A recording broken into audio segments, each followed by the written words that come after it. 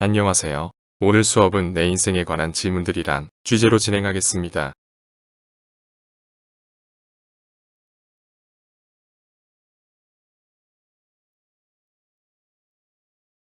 수업 진행은 도입 부분, 본 활동 부분, 마무리 부분 등 크게 세 가지로 진행할 예정입니다.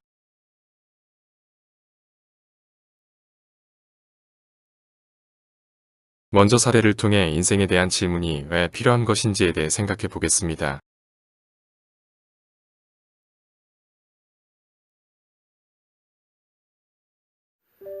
저에게는 고등학교 때부터 사귀던 여자친구가 있었습니다.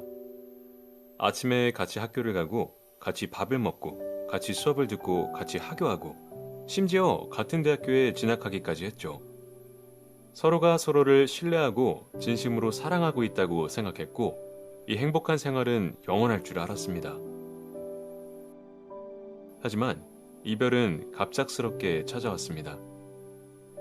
새로운 대학생활 속에서 그녀는 맥주와 파티라는 유혹에 너무 익숙해졌고, 결국 그녀는 제가 보는 앞에서 다른 남자와 키스를 하는 모습을 들키게 되었습니다. 몇 년에 걸친 신뢰와 사랑은 단 5분 만에 깨지게 되었고, 그때부터 저는 밖에 나가지 못했습니다.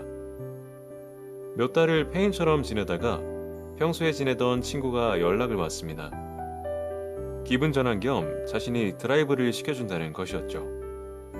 한 30분 정도를 바람을 쐬며 기분을 풀고 있는데 갑자기 친구가 소리를 질렀습니다. 내리막길에서 100km 이상을 밟았는데 브레이크가 먹히지 않는다고 합니다. 결국 차는 코너에서 속도를 이기지 못하고 굴렀고, 저와 친구는 그 순간 생사를 오가는 슬로우 모션을 겪어야 했습니다. 차가 구르기를 멈추고 저와 제 친구는 옆 창문을 통해서 기어 나왔습니다. 피투성이의 몰골이 말이 아니었는데 저는 그 찰나에 놀라운 경험을 했습니다. 무심코 고개를 들어 밤하늘을 보았는데 달이 너무나 예뻐 보였습니다. 그러면서 한 가지 생각이 들었습니다. 그렇게 고통받았던 것이 과연 나에게 정말 중요했던 것인가? 병원에 입원해 치료를 받으면서 이 생각은 머릿속에서 떠나질 않았고, 저는 제 인생을 돌아보기 위해 저 자신에게 세 가지 질문을 했습니다. 첫 번째 질문은 나는 살아있었는가? 입니다. 제 주위를 보면 살아있음에도 죽어있는 사람들이 너무나 많습니다. 자신의 정신과 육체를 오롯이 컨트롤하지 못하고 그저 자신이 원치 않는 어딘가로 흘러가게 냅두는 거죠. 사람은 숨만 쉰다고 살아있는 게 아닙니다. 단 10분이라도 자신이 원하는 것, 자신이 느끼고 싶은 것을 위해 생각하고 행동하는 것, 그것이 살아있음입니다. 두 번째 질문, 나는 사랑했는가?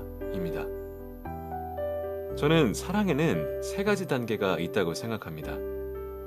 첫 번째는 열린입니다. 자신만의 사랑의 의미에 매이지 말고 다양한 형태의 사랑을 경험해 보세요. 두 번째 단계는 솔직한입니다. 사랑하는 대상에 대해 느끼는 자신의 감정을 숨기지 마세요.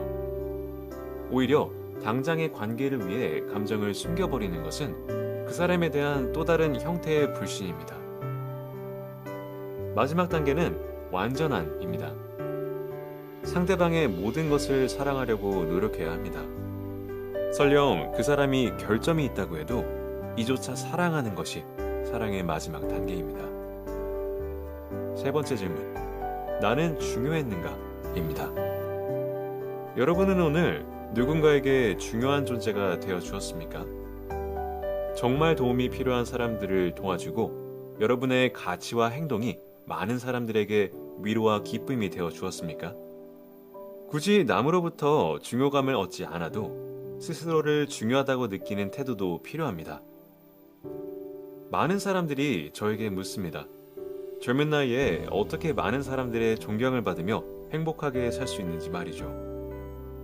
우습게 들리겠지만 제가 성공을 위해 행했던 유일한 방법은 살아있는 매 순간마다 이 세 가지 질문을 잊지 않으려 노력했다는 것입니다.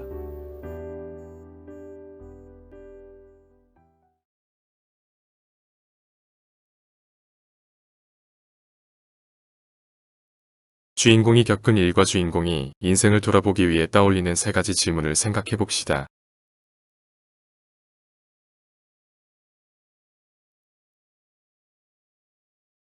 본 활동을 통해 인생을 돌아보며 내 인생에 관한 질문을 생각해 봅시다.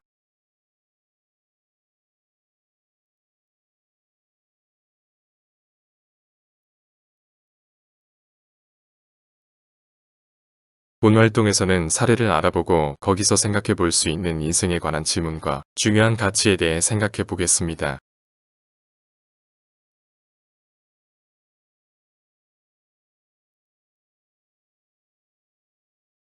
시청자 여러분들은 일과 가정 가운데 하나를 선택해야 한다면 어떤 걸 선택하시겠습니까?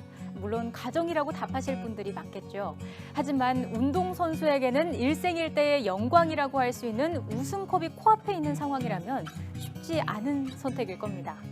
바로 리투아니아 프로농구 구단 잘기리스 팀의 이야기인데요. 최근 잘기리스 팀은 플레이오프 준결승 2차전 경기를 아쉽게 패했는데 팀의 주축인 아구스트 리마라는 선수가 아내의 출산 때문에 경기에 불참한 게 원인으로 지목이 됐습니다. 감독의 기분은 어땠을까요? 아무래도 중요한 경기였던 만큼 조금이라도 아쉬움이 남지 않았을까요? 그런데 예상을 깬 발언이 나왔습니다. 화면 함께 보시죠. Treneri, kaip vertinat, kad Augusto Lima išvažiavo serijos metu, gimė vaikas, viskas aišku, bet kaip jūs vertinat, kad jis išvažiavo, paliko komandą? Kaip aš vertinu, Taip, tai aš jam leidau išvažiuoti. bet ar normalu, kad pusfinaliai išvažiuoja žaidėjas vis tiek? O tu turi vaikų. Tai kaip turėsi vaikų, jaunuolį suprasi. Nes čia yra maksimumas, ką žmogus gali patirti. Vau, geras klausimas tikrai. Tu galvoji, krepšinis yra svarbiausia gyvenime. Pusfinalis. O kam jisai yra svarbus? Kuriai? Tu matei kiek žiūrovų. Svarbu? Ar žmogui, tai tu kaip vaiką pirmą savo pamatysi, tai tu suprasi, kas yra gyvenime svarbiausia. Ateik su manim pašnekėti tada, nes nieko negali būti didingesnio pasaulyje kaip vaiko gimimas. Patikėk manim, nei titulai, nei niekas. Augusto Lima yra dabar padangėse ant emocijų, aš labai džiaugiuosi.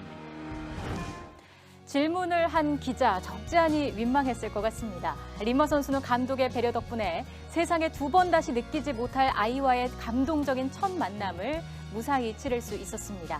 아이의 머리를 조심스럽게 감싸고 있는 리마 선수의 모습 참 행복해 보이죠. 감독의 말처럼 정말 천국에 있는 기분일 것 같습니다. 인생 최고의 순간이란 우승컵을 들어 올리는 것보다는 갓 태어난 자신의 아이를 따뜻하게 안아주는 게 아닐까요? 다행스럽게도 잘기리스 팀은 남은 경기를 모두 승리해서 결승에 진출했고요. 아버지가 된 리마 선수의 맹활약으로 결승에서도 이겨서 끝내 우승컵을 들어 올렸습니다. 인생에서 가장 소중한 가치, 역시 지금 시청자 여러분들 옆에 있는 가족 그리고 가정이 아닐까요? 뉴스책책이었습니다.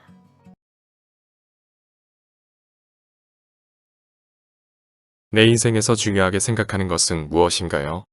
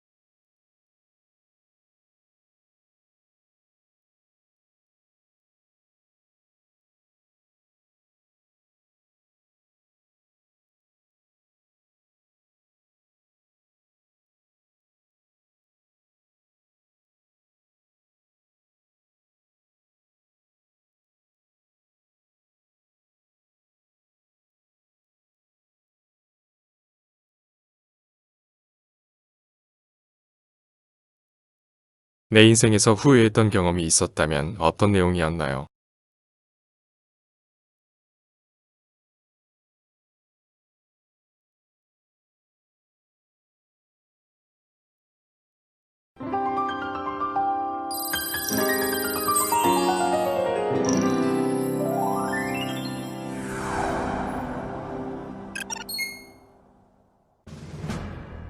(1849년 12월) 러시아 셰메노프 광장에 위치한 사형장. 사형대 위에 반체제 혐의로 잡혀온 28살의 젊은 사형수가 서 있었습니다. 매서운 바람을 뚫고 집행관이 소리쳤습니다. 이제 사형전 마지막 5분의 시간을 주겠다.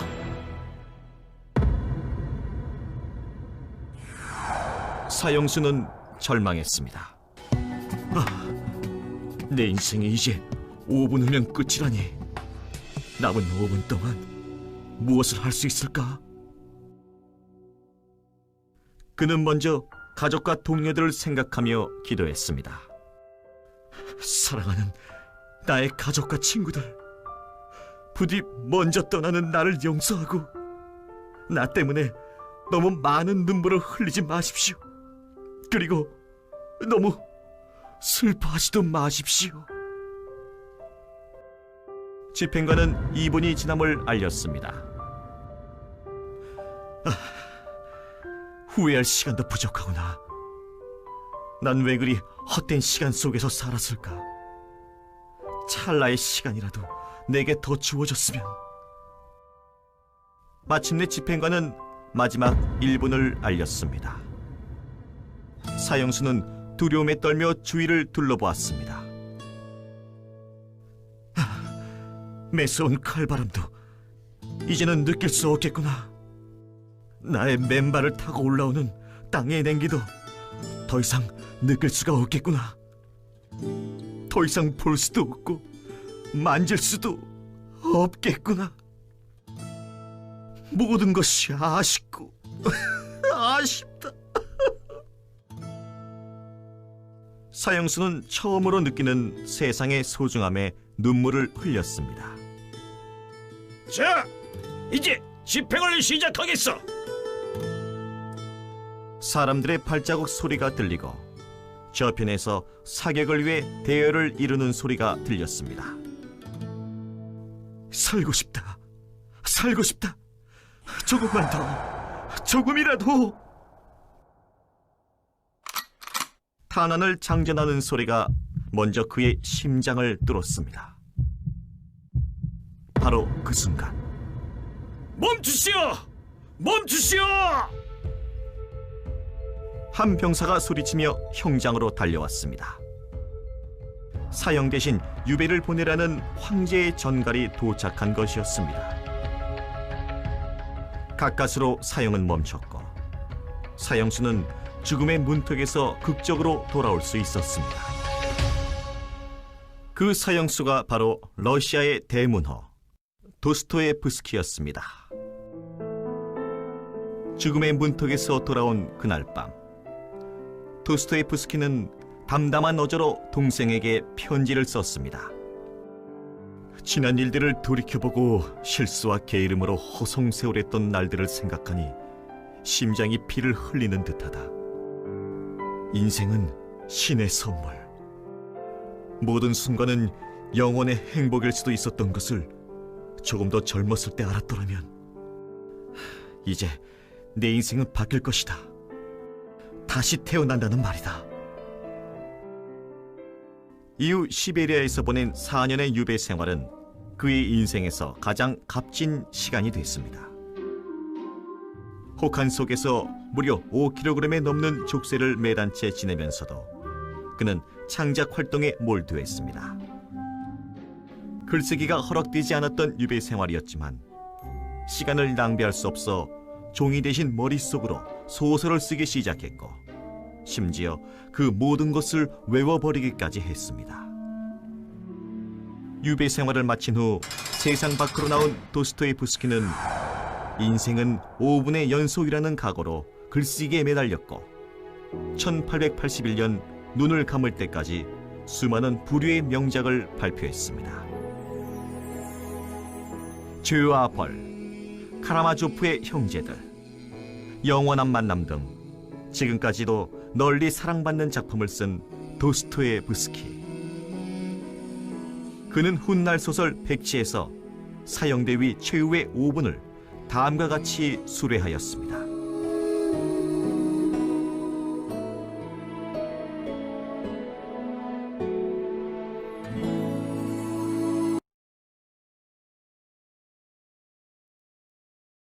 내가 간절하게 원하거나 하고 싶은 일은 무엇이 있나요?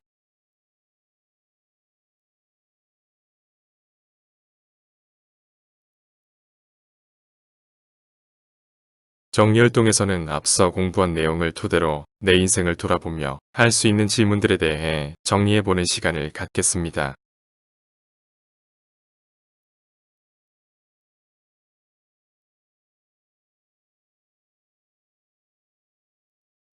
오늘은 내 인생에 관한 질문이라는 주제로 공부해 보았습니다. 수고 많으셨습니다. 감사합니다.